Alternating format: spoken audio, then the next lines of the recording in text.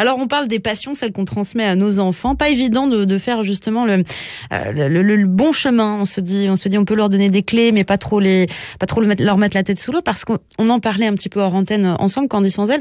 Ça arrive aussi que des parents qui n'aient pas réussi dans un domaine plaquent leurs rêves sur les enfants. On l'a vu dans de nombreux films, dans de nombreux domaines. Ça peut être la carrière sportive, le théâtre, la musique.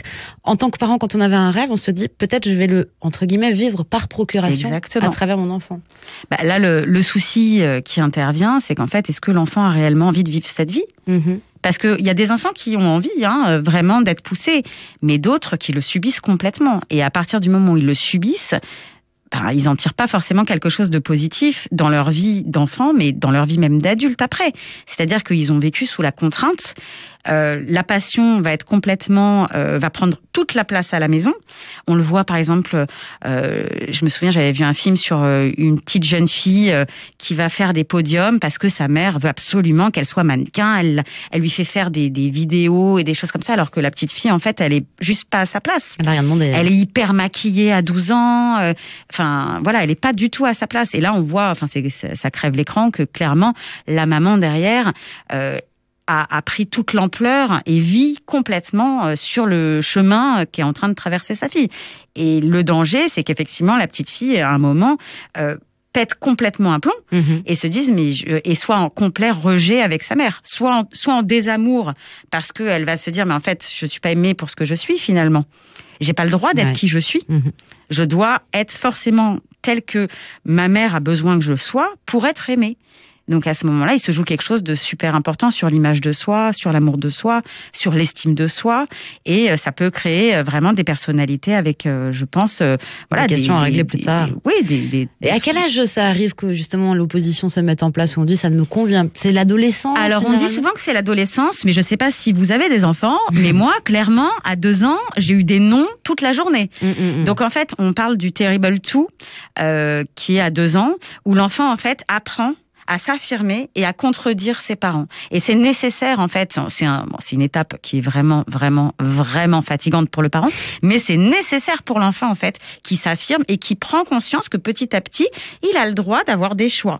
Alors, par exemple, en parlant de choix, j'avais une fois une discussion avec ma mère, parce que je disais à mon fils, quel dessert tu veux? Et elle me dit, mais à notre époque, je sortais le yaourt et puis t'avais pas le choix. Je dis, mais déjà, les enfants ont peu de choix, en fait, aujourd'hui, finalement. Donc, si je ne lui laisse pas un petit peu avoir l'impression qu'il a le choix de quelque chose, il a jamais l'impression d'avoir le choix de rien. Donc, c'est, ça peut être dans les passions, ou en tout cas dans les activités qu'ils vont choisir. Moi, j'essaye de pas trop imposer. Alors là, cette année, j'ai voulu que mon fils fasse un sport de combat. C'est vous qui avez voulu? Ouais. Pourquoi? Parce que je lui ai dit, je veux que tu saches te défendre. D'accord. Et entre parenthèses, je veux que tu saches défendre ta mère d'1m53 dans la rue aussi. Non, mais je voulais qu'il prenne de l'assurance et qu'il puisse se défendre. Après, je lui ai dit, si vraiment tu n'aimes pas, tu ne feras pas. C'est le cas de mon deuxième qui n'a absolument pas voulu en faire et qui m'a dit, moi, ça m'intéresse pas. Le premier, finalement, a adhéré.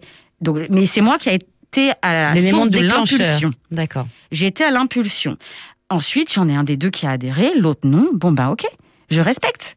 Donc cette phase de non, ça peut être dans la petite enfance ou alors pendant l'adolescence. Complètement. Mais si on est étouffé par le parent, on peut lui dire, écoute, ça ne me plaît pas, ça ne me convient plus, je n'ai plus envie de faire ça. Tout dépend, en fait. Ça peut être une très grosse confrontation si effectivement le parent est tout le temps très insistant. Moi, je suis pas tout le temps très insistante, donc j'ai des confrontations régulières où mon enfant va me dire non.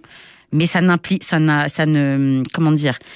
pas vos relations. Non, ça n'impacte pas vraiment notre relation. C'est-à-dire, mes enfants, sont tout à fait au courant qu'ils ont le droit de choisir. J'impose pas. Après, c'est vrai que souvent, un enfant, mon fils a commencé la guitare, au bout de 6 mois, il en a eu marre. Bon, là, voilà. Quel est le rôle du parent? Est-ce qu'il doit pousser en disant, écoute, non, tu finis quand même ton année, ou est-ce qu'il doit dire, tu arrêtes? Bonne question, mais il a pas peur de vous décevoir, vous n'êtes pas championne de guitare.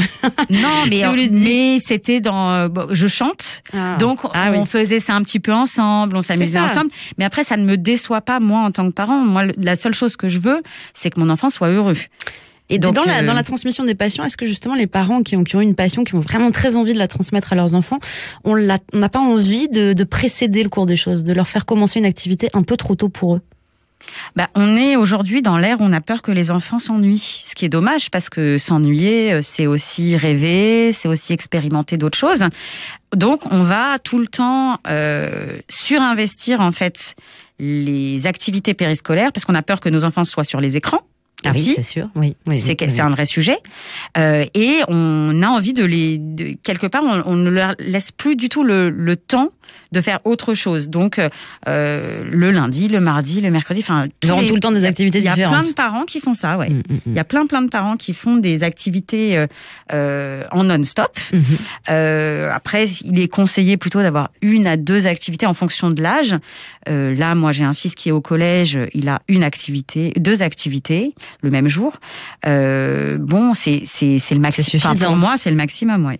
C'est suffisant et il faut faire attention justement de ne pas leur donner trop de choses à faire.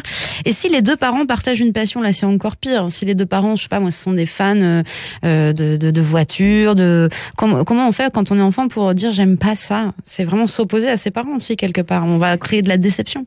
Alors oui, tout à fait. Après, il faut voir si l'enfant dit j'aime pas ça parce qu'il est dans un refus de ce que ses parents lui disent, ou si vraiment il n'aime pas ça. S'il n'aime pas ça, il va se sentir exclu de toute façon. Alors, c'est aux parents de faire attention à ça, de respecter que l'enfant, effectivement, ne soit pas spécialement intéressé, si c'est le cinéma, si c'est la piscine, si c'est le tennis, si c'est la musique, mais d'essayer de l'orienter sur, OK, qu'est-ce qui te plaît toi, en fait? Qu'est-ce que tu aimes faire?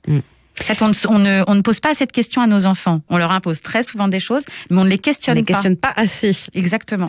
Et vous nous appelez, on a envie d'entendre, vous, ce que vous pensez de toute cette conversation autour des passions. Qu'est-ce que vous avez essayé de transmettre à vos enfants?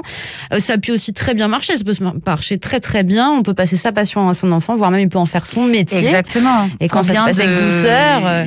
Combien de médecins sont médecins de génération en génération? France Bleu, c'est déjà demain.